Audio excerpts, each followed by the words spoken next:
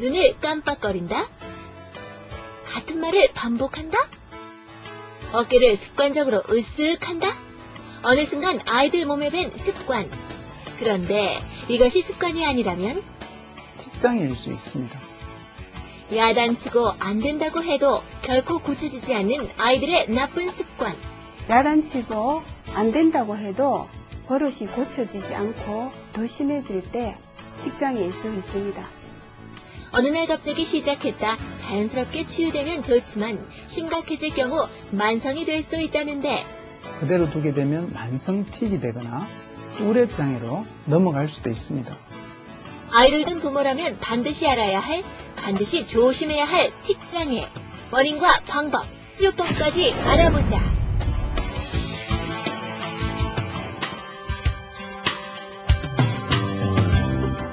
안녕하세요. TV보감 생로병사의 박선아입니다. 네, 집에 있을 때는 아무렇지도 않았는데 또 동생이 태어나기 전에는 몰랐는데 어느 날 갑자기 이상한 소리를 낸다든지 눈을 자주 깜빡거린다든지 이렇게 같은 행동을 반복한다면 우리 아이에게 어떤 문제가 있다고 생각하십니까?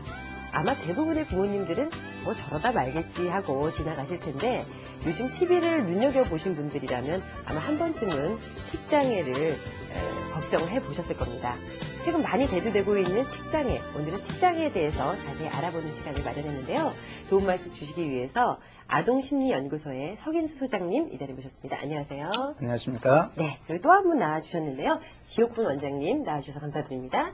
안녕하세요. 네, 안녕하세요.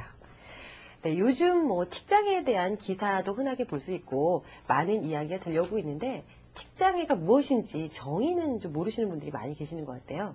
네, 틱장애는 근육이 빠른 속도로 일정한 리듬감 없이 네. 반복적으로 움직이거나 또 의미 없는 소리를 반복적으로 이렇게 하게 될 때 우리가 틱장애라고 볼 수 있습니다.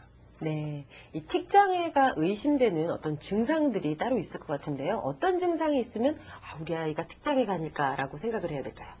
주로 안면에 나타나며 네.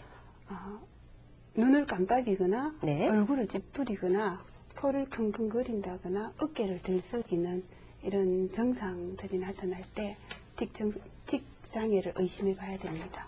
네, 주로 안면에서 이제 증상이 나타나기 시작한다고 하셨는데 이 증상이 심해지게 되면 어떻게 되나요?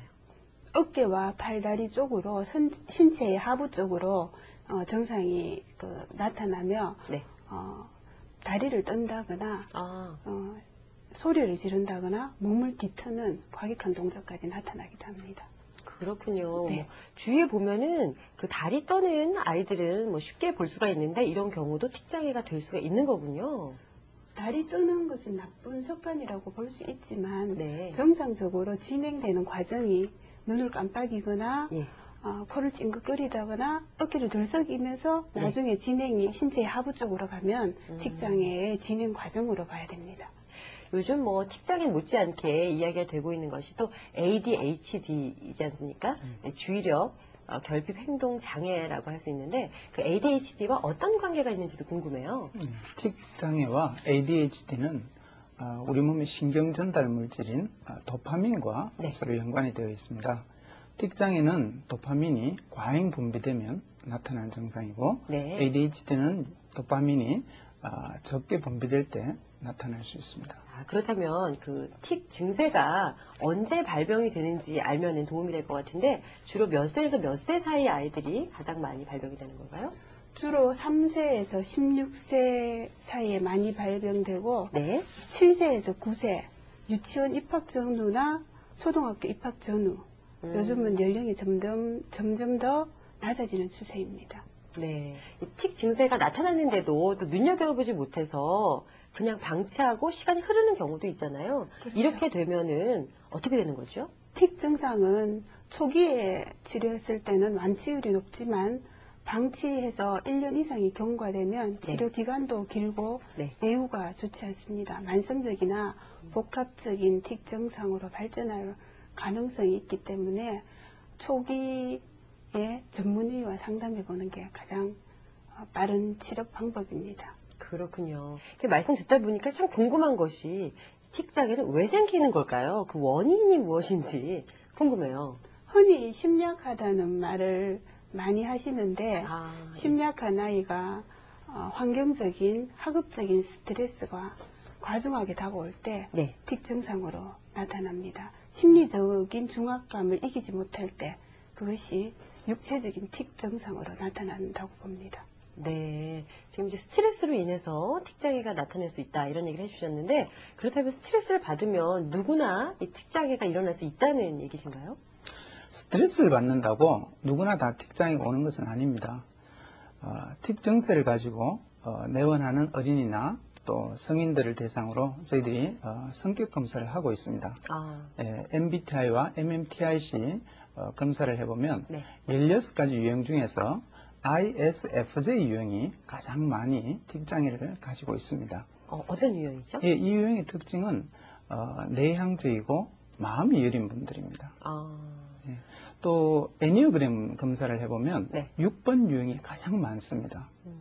이 유형의 특징은 소심하고 두려움이 많은 이런 사람들입니다. 네. 그래서 저희들이 지문 검사를 또 해봅니다. 네. 손가락 지문을 보면 환영문과 나선형문, 또 뇌파 쌍두문에서 가장 많이 틱장애를 볼 수 있습니다. 네. 환영문 같은 경우는 환영문을 가진 사람들의 인격적인 특성이 완벽주의입니다. 예. 모든 것을 완벽하게 해야 된다고 생각하니까 마음에 긴장이 있고 스트레스가 더 많은 그렇죠. 것 같아요. 강박이 일어날 가능성이 더 높은 거죠. 네. 또 나선형문이나 뇌파 쌍두문을 가진 사람들의 인격적인 특성이 자기 마음을 남에게 표현하는데 상당히 약한 분들입니다. 네. 그러다 보니까 스트레스를 안으로 이렇게 쌓아놓게 되죠. 그러다 보니까 마음에 있는 이 모든 강박과 긴장과 스트레스가 처리가 되지 않아서 그것이 신체화되어서 나타나는 것이 틱장애입니다. 그렇군요. 네. 흔히 보면은 우리 아이가 내성적이야 이런 얘기를 많이 하잖아요. 이렇게 내성적이고 안으로 많이 담아놓는 아이들, 이런 아이들 또 완벽주의자적인 그런 성격이 있는 아이들이 틱장애가 오기가 더 쉽다 이런 그렇습니다. 얘기신데 또 예. 부모님들 예. 우리가 이제 애니어그램 검사를 해보면 예. 틱장애를 가진 그 부모님들이 가장 많은 또 번호가 1번 유형입니다. 어떤 유형이죠? 1번 유형 역시 완벽주의자의 어떤 유형입니다. 1번 유형 부모님들은 되게 부모님 자신이 상당히 수준이 높은 분들입니다. 그래서 자녀 역시 수준 높은 아이로 키우고자 하는 욕구가 강한 편이죠. 네. 그러다 보니까 눈높이가 상당히 높습니다. 그러면 이제 자녀들이 부모님의 그 눈높이에 맞추려고 하다 보니까 조금 심리적으로 좀 많이 부담이 되는 거죠. 네, 그렇군요. 네. 그러니까 부모의 기대치가 높을수록 그렇죠. 아이들도 많이 혼내게 되잖아요. 그러면 스트레스가 더 많지 않을까 예, 라는 그럴 생각도 수 드네요. 있습니다. 예. 근데 여기서 좀 궁금한 것이요. 어른들도 스트레스 많이 받잖아요. 네. 저 같은 경우에도 스트레스 많이 받는데 맞습니다. 예. 특히 아이들에게 이렇게 틱장애가 예. 생기는 예. 이유가 있을까요? 예. 어른들의 경우는 스트레스를 푸는 법을 알아요. 또 스트레스를 푸는 방법도 다양하고요. 그렇지만 어린아이들의 경우는 스트레스를 푸는 법을 아직 잘 알지 못합니다. 네, 결국 스트레스를 자기가 해소할 수 있는지 아닌지가 또 관건이 될 수 있을 것 같아요. 이번에는 원장님께 여쭤보고 싶은데요. 그 한방에서는 틱장애의 원인을 어디다 보고 있나요?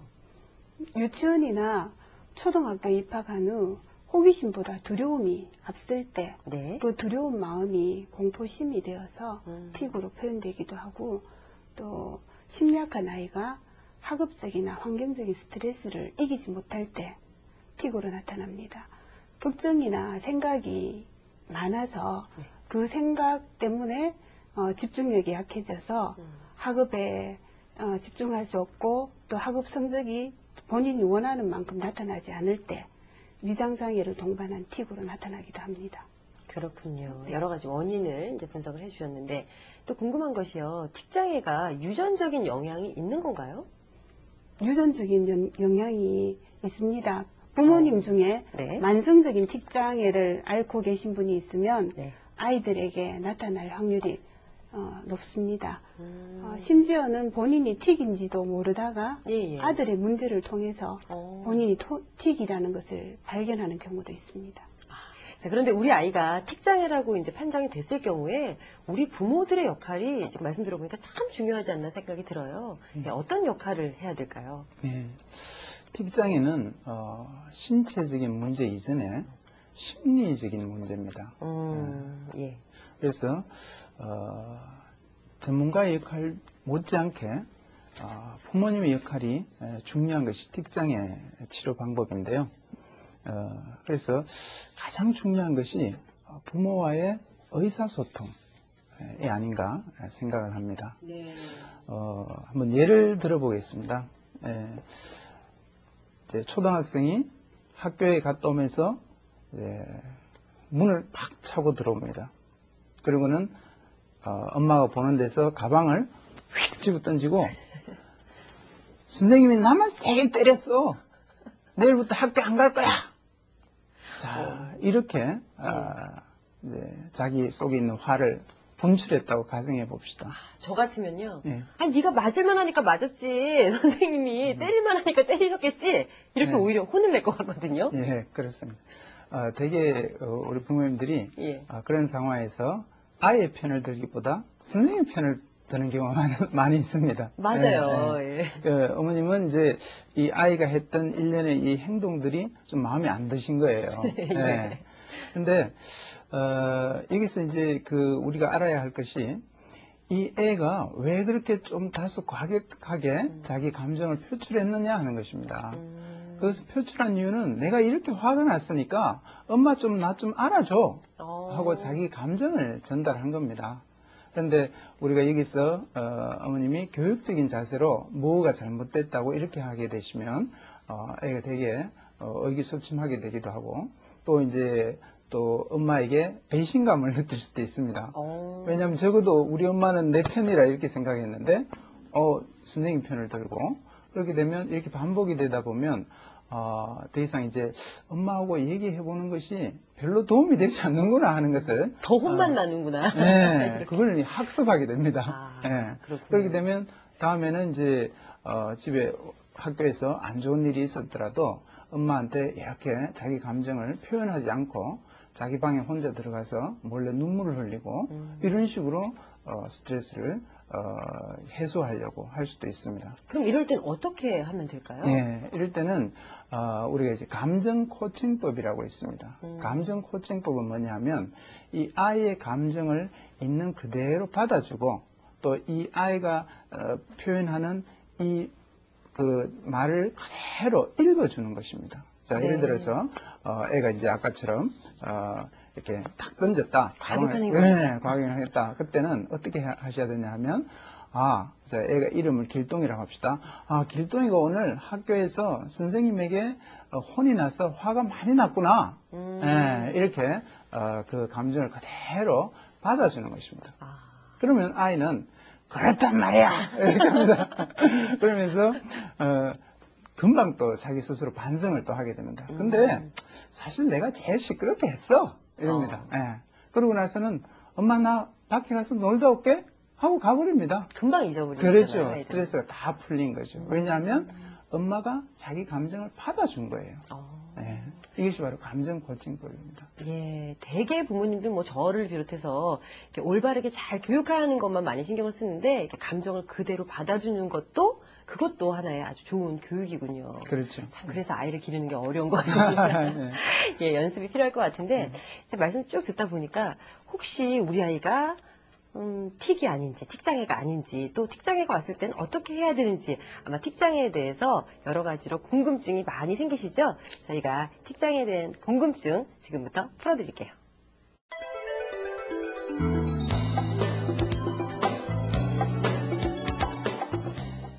네, 이게 고칠 수 있는 그냥 단순한 습관인지 아니면 심각하게 생각해봐야 할 틱장애인지 어떻게 구분이 가능한가요? 습관과 틱장애를 구분 짓는 잣대는 자기가 통제를 할 수 있느냐입니다. 그래서 부모님이 어떤 좋지 않은 습관을 봤을 때 하지 마라 했을 때 네. 단순한 습관이라면 또 부모님 보는 데는 안 할 수가 있습니다. 예. 근데 틱일 경우에는 자기 컨트롤의 범위를 벗어나기 때문에 하지 마라 한다고 하지 않는 이런 범위를 벗어납니다. 그러니까 자기 컨트롤을 하지 못하게 이렇게 무의식적으로 이렇게 하게 되는 거죠. 네, 결국 자기가 조절할 수 있느냐 없느냐로 판단할 수가 있다 이런 얘기신 거죠. 만약에 이제 틱장애로 의심이 됐을 경우에 그 학교 생활하는데 좀 어려움이 있지 않을까라는 생각도 드는데 어떤가요? 네, 물론 많다고 볼 수 있습니다. 왜냐하면 일단은 틱을 하고 있는 자신에 대해서 네.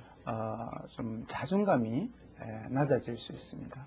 네. 그러다 보면 이제 조금 위축될 수 있겠죠. 그러다 보면 또 대인관계에 문제를 가져올 수도 있습니다.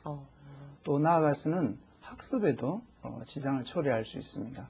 그 틱의 경우에 뭐 그대로 두면 언젠가는 자연적으로 낫는다 뭐 이런 얘기도 들리는데 반드시 꼭 치료를 받아야 됩니까? 예, 치료를 받아야 됩니다. 왜냐하면 틱장의 경우에 나타났다가 저절로 사라지는 경우가 한 30% 또는 더 이상 있습니다. 그런데 그건 알 수가 없습니다. 내 아이 틱이 저절로 사라질지 아니면 이 틱이 더 좋지 않게 만성으로 갈지 그것은 알지 못하기 때문에 일단 뭐 그냥 나타났다 사라지면 좋겠지만 또 그냥 나타났다 사라진다 하더라도 시간이 지나서 또다시 하는 경우가 많습니다. 그렇기 때문에 일단 처음 시작을 하면 상담을 받고 치료를 시작하는 것이 현명하다고 볼 수 있겠습니다. 네. 주의 깊게 잘 살펴본 후에 틱장애인 경우에는 치료를 받는 것이 좋다. 이런 얘기신데 틱장애로 고생하는 아이들이 그렇다면 많은가요? 아니면 우리 아이만 그럴까요? 지금 학령기 아동의 5%, 20명 중에 1명 걸로 틱장애 아동이 나타나고 있습니다. 상당히 많네요. 네. ADHD나 다른 정서장애 아동들을 포함했을 때는 범위가 더 넓게 나타납니다. 그렇군요. 우리 아이만 그런 것이 아니라 또 많은 아이들이 틱장애로 고생을 하고 있다는 이야기신데, 자, 그렇다면 이 틱장애에 영향을 주는 요인들 어떤 것들이 있을까요? 갑자기 이사를 한다거나, 할아버지 할머니와 같이 살다가 또 독립해서 맞벌이하는 부모님과 같이 살게 되는 경우, 아이들이 이제 친구나 또 주위 친하게 지낸 사람과 멀어질 경우라든지 하기 싫은 영어 공부나 수학 또 특기 적성 공부를 억지로 반복해서 시킬 때 그런 요인도 많이 작용하는 것 같습니다. 야, 이쯤에서 궁금해지는 것이 틱장애가 그러면 완치가 가능한 건가요? 조기 발견해서 조기 치료했을 때는 완치율이 아주 높습니다. 네, 시간이 지나면 지날수록 치료 기간이 길어지고 또 예후가 좋지 않습니다. 예, 그 틱장애 치료 방법은 어떤 게 있습니까? 한약으로는 보통 아이들의 강심시키고 진경시킵니다. 경련을 이제 진정시키고 또 속에 쌓인 화와 스트레스를 풀어줍니다.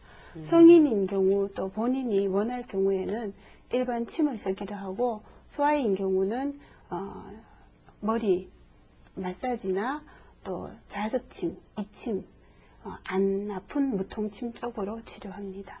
네.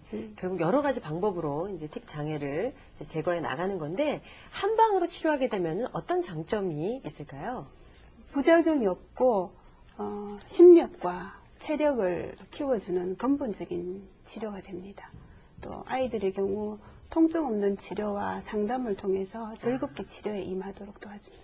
네, 좀 마음을 편하게 하면서 이제 부작용이 없다 이런 장점을 얘기해 주셨는데 소장님께서 좀 구체적으로 어떤 치료를 받는지 방법을 알려주세요. 틱장애는 신체적인 질병 이전에 심리적인 문제로 보고 있습니다. 그렇기 때문에 우리는 1차적으로 성격 검사, 또 각종 심리 검사를 이제 우선적으로 합니다. 그래서 자신의 어떤 틱의 원인이 어디에서부터 오는지에 대한 자신에 대한 이해를 좀 도울 필요가 있고 또 부모님과의 심리적인 역동, 부모님과의 어떤 성격적인 부분들 이런 부분들을 이제 상담을 해서 서로 간의 어떤 이해를 돕는 이런 것을 먼저 하고요. 그다음에 이제 치료법에는 이제 특수 마사지법이 있습니다. 예. 어떤 건가요? 특수 마사지법은 원래는 이제 영국에서 네. 장애를 가지는 어머니들이 장애 자녀와의 스킨십을 극대화하기 위해서 연구한 그 머들 마사지라는 게 있습니다. 특수 마사지법이라고 하니까 네. 되게 관심이 가지는데 네. 어떤 식으로 그러면 아이들을 마사지하면 좋을까요? 예, 마사지는 이제 그 부모가 애한테 해줄 때는 베이비 마사지도 있고 한데 그것보다는 훨씬 더 그 마치 연인 사이에 주고받는 마사지처럼 되게 부드러운 터치가 이루어집니다. 마치 깃털로 이렇게 몸을 만지듯이 이렇게 마사지를 하게 되면 아이 몸에 세로토닌이라는 호르몬의 분비가 촉진이 됩니다. 네. 이 세로토닌이 분비가 되면 애가 되게 맑아집니다. 뇌가 맑아지고 또 심리적으로 되게 안정이 됩니다. 실제적으로 이 마사지를 부모님들이 아이에게 해줬을 때 애들의 표정이 되게 밝아지고 또 이제 틱 증세가 많이 호전된다고 부모님들이 많이 얘기하고 계십니다. 그렇군요.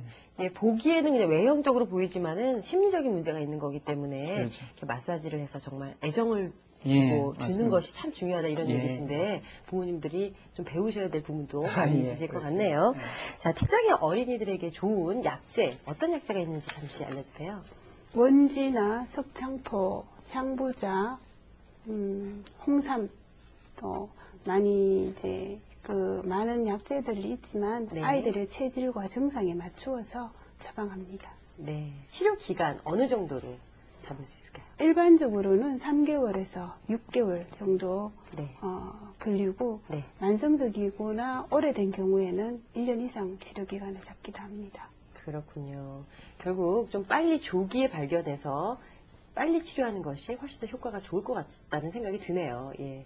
그 틱장애로 고민하시는 분들 뭐 상당히 많이 계실 것 같은데요.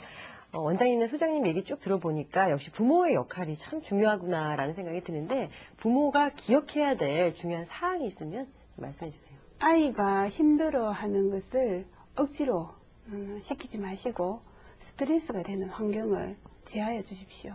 많이 이해하고 사랑하고 대화하고 또 가족 간의 즐거운 시간을 많이 가져서 네. 아이 속에 있는 스트레스와 긴장을 풀어줄 때 치료의 시간이 단축되고 빨라집니다. 예, 원장님께서 이렇게 좋은 얘기를 해주셨는데 소장님께서도 마지막으로 한 말씀 부탁드릴게요. 틱장애 치료는 부모의 노력이 50%, 네. 또 전문가의 노력이 50% 차지한다고 봅니다. 네. 그래서 부모님들이 틱장애에 대한 이제 올바른 이해를 하시고 또 양육 방법, 대처법 뭐 이런 것에 대해서 전문가의 자문을 받으시는 것이 아마 틱장애 치료를 앞당기는 길이 아닌가 이렇게 생각을 합니다. 네, 마지막으로 또 좋은 말씀 해주셨는데요. 오늘 좋은 말씀 주신 석인수 소장님 그리고 지옥분 원장님 수고 많으셨습니다. 네, 수고하셨습니다. 감사합니다. 네, 어떠세요? 오늘 틱장애에 대해서 알아봤는데요. 많은 궁금증이 풀리셨습니까? 그동안 무심코 보아 넘겼던 우리 아이들의 작은 습관들 이제 예사로 느껴지지 않으시죠? 역시 가장 중요한 것은 아이들과 부모 간의 의사소통, 감정소통, 사랑이 아닌가라는 생각이 들거든요. 앞으로 더 아이들에게 많은 관심과 애정 그리고 또 격려 부탁드리겠습니다. 그럼 다음 이 시간에 더 알찬 내용을 찾아올게요. 함께해 주신 여러분 감사합니다.